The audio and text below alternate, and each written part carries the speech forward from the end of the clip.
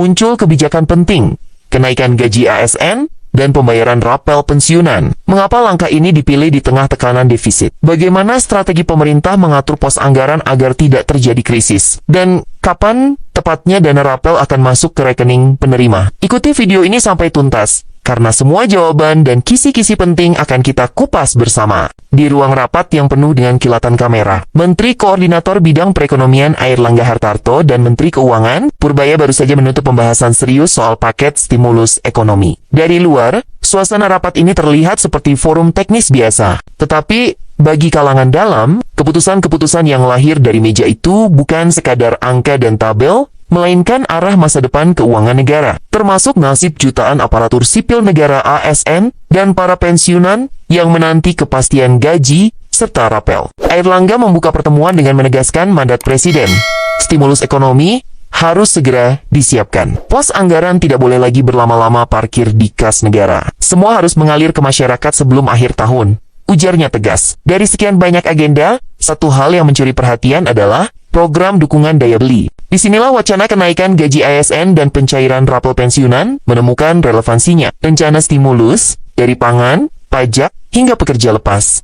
Dalam paparannya, Airlangga menyebut ada lebih dari 10 program stimulus yang sedang digodok. Sebut saja perpanjangan bantuan pangan selama 3 bulan, perluasan insentif pajak untuk industri padat karya, hingga dukungan bagi pekerja lepas seperti ojek online. Pemerintah bahkan menyiapkan skema jaminan kecelakaan kerja dan jaminan kematian untuk kelompok pekerja non-formal, dengan pemerintah menanggung separuh biaya iuran. Program lain yang tak kalah penting adalah padat karya di sektor perhubungan dan perumahan. Dari sinilah terlihat bahwa pemerintah mencoba menciptakan efek domino. Belanja pemerintah tidak hanya sekadar mengalir ke proyek, tetapi juga memberi penghasilan langsung ke masyarakat kecil. Namun di balik daftar program ini, ada kepentingan politik ekonomi yang lebih besar, menjaga agar konsumsi rumah tangga tetap kuat. Karena itulah isu kenaikan gaji ASN dan pencairan rapel pensiunan diposisikan sebagai bagian dari paket stimulus daya beli. ASN dan pensiunan bukan hanya penerima manfaat, melainkan juga mesin penggerak konsumsi nasional. Tetapi, tidak ada kebijakan besar yang lahir tanpa pertanyaan kritis. Pada rapat terpisah di Senayan, anggota DPR langsung menyorot fakta bahwa tahun ini pemerintah menghadapi jatuh tempo utang lebih dari 300 triliun rupiah, berikut bunga yang harus dibayar. Pertanyaannya sederhana, tapi menohok. Apakah Indonesia benar-benar mampu membayar semua kewajiban itu sekaligus membiayai kenaikan gaji ASN dan rapel pensiunan? Menteri Keuangan Purbaya menjawab dengan tenang, meski situasi ruang rapat saat itu cukup panas. Menurutnya, masalah bukan pada ketiadaan uang, melainkan pada manajemen kas negara. Selama ini, terlalu banyak dana pemerintah mengendap di Bank Indonesia, bahkan sempat mencapai 800 triliun rupiah. Sementara itu, di sisi lain, penyaluran ke sektor real tersendat, membuat ekonomi seakan kering. Kalau uang hanya disimpan di bank sentral, ada dua dosa, tidak membangun ekonomi, dan membiarkan sistem keuangan kering, kata Purbaya. Kalimat ini menjadi titik balik perdebatan. Ia mulai menegaskan, solusi cepat adalah mempercepat belanja anggaran, dan memastikan dana mengalir ke perbankan, serta sektor real. Dari situ, konsumsi bisa bergerak, pajak kembali tumbuh, dan defisit bisa terkendali. Dalam logika fiskal, kenaikan gaji ASN dan pencairan rapel pensiunan mungkin hanya angka tambahan di pos belanja rutin. Namun, secara politik, kebijakan ini adalah simbol kehadiran negara. Di tengah derasnya kritik soal utang dan defisit, pemerintah perlu menunjukkan langkah nyata bahwa stabilitas fiskal bukan hanya teori, melainkan benar-benar berdampak pada masyarakat. ASN yang gajinya naik akan meningkatkan daya beli kelas menengah, sementara pensiunan yang menerima rapel akan merasakan langsung sentuhan pemerintah. Uang yang mereka belanjakan tidak hanya berhenti di rumah tangga, tetapi mengalir ke pasar tradisional, pedagang kecil, hingga sektor jasa. Efek gandanya jauh lebih luas daripada sekadar stimulus proyek. Apalagi, momentum ini bertepatan dengan peringatan Hari Ulang Tahun Republik Indonesia yang ke-80. Bagi pemerintah, ini adalah panggung emas untuk menghadirkan kado kebangsaan berupa kepastian kesejahteraan bagi ASN dan pensiunan.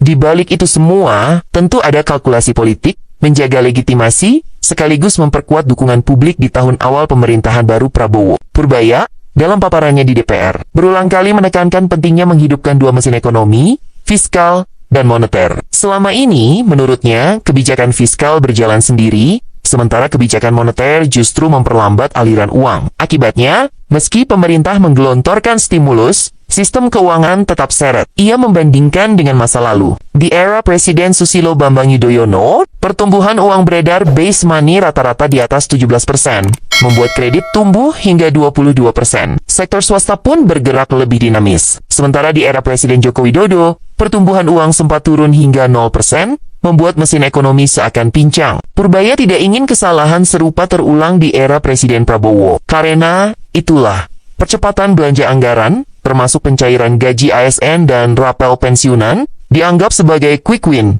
untuk menghidupkan mesin fiskal. Uang harus segera masuk ke masyarakat, tidak boleh lagi tertahan di rekening pemerintah. Airlangga menutup rapat dengan nada optimistis. Menurutnya, meski pada triwulan ketiga ekonomi sedikit melambat, arah akan berubah di bulan Oktober hingga Desember. 2 bulan dari sekarang, gambarnya akan berbeda. Semua akan bergerak ke arah positif, katanya. Purbaya mengamini pernyataan itu dengan tambahan janji. Tidak akan ada lagi sisa anggaran yang menganggur, semua akan dipakai untuk pembangunan dan kesejahteraan. Disinilah cerita mulai mengerucut. Paket stimulus ekonomi, strategi fiskal, dan manajemen utang, semuanya berhubungan erat dengan satu kebijakan populis kenaikan gaji ASN dan pencairan rapel pensiunan. Keduanya menjadi jembatan antara angka-angka besar di meja rapat dengan kebutuhan sehari-hari jutaan keluarga Indonesia. Tantangan terbesar bagi pemerintah saat ini adalah menutup celah fiskal tanpa harus mengorbankan janji politik. Kenaikan gaji ASN dan pencairan rapel pensiunan memang menambah beban belanja, tetapi pemerintah berusaha menyeimbangkan dengan langkah-langkah efisiensi dan optimalisasi pendapatan. Purbaya menjelaskan bahwa pos anggaran bisa digeser sesuai kebutuhan. Program-program yang lambat realisasi akan dikurangi, sementara anggaran dialihkan ke sektor yang siap dieksekusi. Strategi ini disebut cash management dinamis. Dengan cara ini, pemerintah berharap tetap bisa mengeksekusi janji kenaikan gaji ASN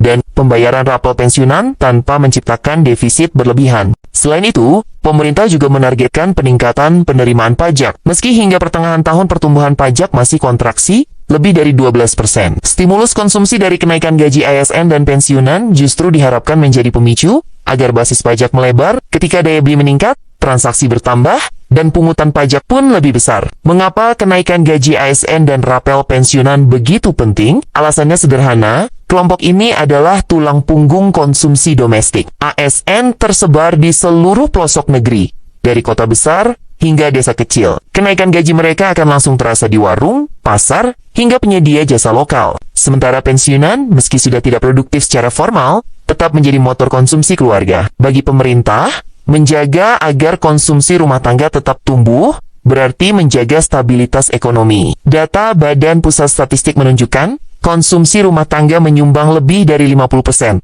terhadap produk domestik bruto. Jika kelompok ASN dan pensiunan kehilangan daya beli, efek rambatannya bisa melemahkan ekonomi nasional. Karena itu, kebijakan kenaikan gaji ASN dan pencairan rapel pensiunan bukan sekadar wacana kesejahteraan, tetapi strategi makro untuk menjaga pertumbuhan. Inilah yang dimaksud Purbaya ketika ia menyebut kebijakan ini sebagai quick win. Di sisi lain, kebijakan ini juga syarat muatan politik. Presiden Prabowo memahami betul bahwa tahun pertama pemerintahannya adalah masa krusial membangun kepercayaan publik, memberikan kenaikan gaji ASN dan rapel pensiunan bertepatan dengan hari ulang tahun. Republik Indonesia ke-80 adalah simbol politik yang kuat. Negara hadir untuk rakyat. Momentum ini juga dipandang sebagai jawaban atas kritik oposisi yang menyoroti utang dan defisit. Dengan berani menyalurkan gaji dan rapel, pemerintah menunjukkan bahwa kondisi fiskal masih terkendali. Pesan yang ingin dikirim sederhana, meski utang besar,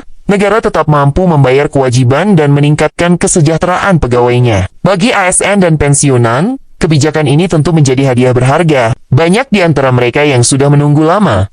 Apalagi, di tengah kenaikan harga barang kebutuhan pokok, rapel yang cair sekaligus bisa dipakai untuk melunasi utang rumah tangga, biaya pendidikan anak, atau sekadar menambah tabungan. Tidak bisa dipungkiri, kebijakan domestik ini juga dipengaruhi situasi global. Perlambatan ekonomi dunia membuat ekspor Indonesia tertekan. Sementara itu, nilai tukar rupiah sempat melemah terhadap dolar Amerika, yang berarti biaya impor meningkat. Dalam kondisi seperti ini, pilihan paling realistis bagi pemerintah adalah mengandalkan konsumsi domestik. Itulah mengapa kebijakan menaikkan gaji ASN dan mencairkan rapel pensiunan sangat strategis. Uang yang beredar di tangan ASN dan pensiunan tidak bergantung pada pasar global, tetapi langsung digunakan di dalam negeri. Efek ini memberi bantalan bagi ekonomi nasional agar tidak terlalu terguncang oleh gejolak luar. Jika dibandingkan, $1 Amerika yang setara dengan lebih dari Rp15.000 terasa semakin berat untuk ditahan ketika impor membengkak. Karena itu, menguatkan konsumsi domestik melalui ASN dan pensiunan menjadi pilihan paling masuk akal. Dalam sidang DPR,